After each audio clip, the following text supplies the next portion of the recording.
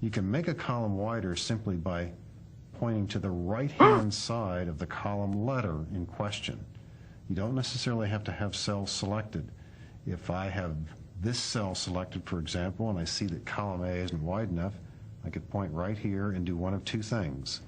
Click and drag to make this wider. And by the way, I may or may not care about the exact width, but that is displayed above in a little box. If I let go here, this column will be wider. Now, if a column is too narrow and you want to make it as wide as it needs to be, this is referred to as best fit, you double click the right-hand edge of a column. Now, if a wider entry is later made, you might have to do that again, but changing the width of a column is so easy that you do it almost routinely. Want to make this column narrower? Make it narrower. How about all these columns? You want them all to be narrower? Well, yes, let's make them all narrower. Is that too narrow? If it is, you'll see pound signs.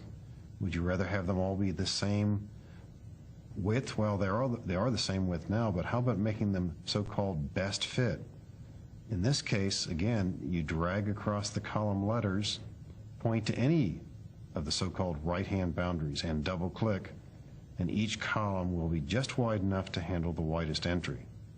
You'll see more about column widths and row heights in the intermediate level.